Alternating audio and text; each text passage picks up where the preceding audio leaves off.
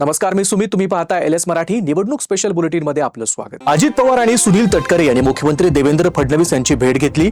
फडणवीस आणि अजित पवारांमध्ये जवळपास 40 मिनिटं चर्चा झाली आहे. अजित पवार यांनी स्थानिक पातळीवरील कार्यकर्त्यांच्या भावना मुख्यमंत्र्यांना सांगितल्यात. राज ठाकरे ऍक्शन मोडवर आले असून महापालिका निवडणुकीपूर्वी राज ठाकरे शाखांना भेट देत आहेत. राज ठाकरे 2 दिवस मुंबई शहर पिंजून काढणार आहेत. मनसे अध्यक्ष राज ठाकरे यांच्याकडून भांडूपमध्ये एका शाखेचं उद्घाटन करण्यात आलं. यावेळी मनसे कार्यकर्त्यांकडून राज ठाकरेंचं स्वागत करण्यात आलं. उद्याचा दिवस भाजप आणि महायुती करता विजयाचा दिवस असणार आहे.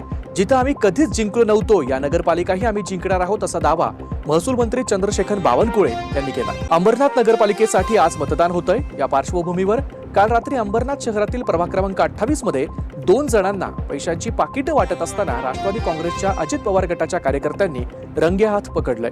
त्यानंतर या 2 जणांना राष्ट्रवादी काँग्रेस अजित पवार गटाच्या कार्यकर्त्यांनी भरारी पथकाच्या ताब्यात दिलं. भाजपच्या उमेदवाराकडून हे पैसे वाटप केले जात असल्याचा आरोप देखील या कार्यकर्त्यांनी केलाय. वाशिम नगर परिषद निवडणुकीत भाजपच्या नगरसेवक पदाच्या उमेदवाराकडून ठाकरेंच्या शिवसेनेच्या उमेदवाराला मारहाण करत जीवे मारण्याची धमकी देण्यात आली. वाशिमच्या लाखाळा परिसरात रात्री 12:30 वाजेच्या सुमारास हा प्रकार घडला. ठाकरेंच्या शिवसेनेचे उमेदवार प्रवीण इढोळे यांच्या तक्रारीनंतर भाजप उमेदवार सतीश वानखेडे यांच्या विरोधात गुन्हा दाखल करण्यात आलाय. पैठणनंतर फुलंब्रीतही जादू टोण्याचा प्रकार समोर आलाय. भारत माता शाळेच्या मतदान केंद्राबाहेर बाहुली, लिंबू, नारळ आढळून आल्यानं एकच खळबळ उडाली आहे. मतदानाच्या आदल्या रात्रीच काही अज्ञातांकडनं जादू टोण्याचा प्रकार केला गेला. चंद्रपूर महानगरपालिका निवडणुकीच्या तोंडावर महायुतीत ठिणगी पडली आहे. सन्मान नसेल तर साथही नाही, अशी भूमिका घेत रिपाई आठवले गटानं भाजपला थेट इशारा दिलाय. मित्रपक्ष म्हणून आमचा विचारच केला जात नाही. निवडणुकीच्या रणनीतीमध्ये रिपाईच्या निष्ठावंत कार्यकर्त्यांना डावललं जातं, असा आरोप देखील करण्यात आला. अकोल्याच्या बाळापूरमधील प्रभाग क्रमांक 5 मधील बूथ क्रमांक 1 वर ईव्हीएम मशीन जवळपास 20 मिनिटं बंद पडलं होतं. बाळापुरातील कासारखेड इथं जुनी इमारत दक्षिण भागातील नगरपरिषद प्राथमिक मराठी शाळा मतदान केंद्रावर हा प्रकार घडला.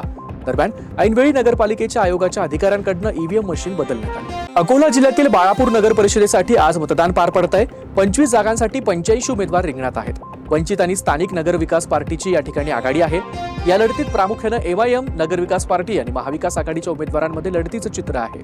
अकोला महापालिकेने जाहीर केलेल्या प्रारूप मतदार यादीवर भाजप युवा मोर्चाचे पदाधिकारी असलेल्या अॅडव्होकेट कुणाल शिंदे यांनी आक्षेप घेतलाय. त्यांनी या संदर्भात महापालिका आयुक्त, जिल्हाधिकारी यांच्यासह 4 नोटीस बजावली आहे. प्रभाग क्रमांक 20 मधील अनेक मतदारांची नावं दुसऱ्या प्रभागात जाणीवपूर्वक नोंदवली याचा आरोप त्यांनी केला. जालना जिल्ह्यातील भोकरदन नगरपालिकेमध्ये 2 प्रभागातील 2 जागांसाठी आज मतदान होतंय. 2 मतदान केंद्रावर ही मतदान प्रक्रिया पार पडते. 2 प्रभागातून जवळपास 3321 मतदार मतदानाचा हक्क बजावणार आहे. भोकरदन नगरपालिकेत भाजप आणि शिंदे यांची शिवसेना एकत्र लढत असून इतर सर्व पक्ष स्वतंत्र निवडणूक लढत आहेत. मराठवाड्यातील 6 सह राज्यातील 23 नगर परिषदांसाठी आज मतदान होतंय. सर्व पालिका आणि पंचायत निवडणुकांचा निकाल रविवारी लागणार आहे. भंडारा नगरपालिकेच्या प्रभाग क्रमांक 12 आणि 15 मध्ये आज मतदान होतंय. या 2 जागांसाठी 8 उमेदवार निवडणूक रिंगणात आहेत. तापमानाचा पारा 10°C वर पोहोचला असून थंडीतही भंडाऱ्याचे नागरिक मतदानाचा हक्क बजावण्यासाठी मतदान केंद्रावर पोहोचले. धाराशिवमध्ये मतदान प्रक्रियेला सुरुवात झाली असून प्रभाग क्रमांक 2, 7 आणि 11 मध्ये मतदान प्रक्रिया पार पडते. तर उमरग्यामध्ये प्रभाग क्रमांक 4, 5 आणि 11 मध्ये मतदान प्रक्रिया पार पडते. मतदान केंद्रावर मतदारांच्या रांगा लागल्यात. वडगाव शेरी विधानसभा मतदारसंघाचे राष्ट्रवादी काँग्रेस शरद पवार पक्षाचे आमदार बापूसाहेब पठारे यांचे पुत्र सुरेंद्र पठारे भाजपमध्ये प्रवेश करण्याची शक्यता वर्तवली जाते. त्यामुळे राष्ट्रवादी शरदचंद्र पवार गटाला मोठा झटका मानला जातोय.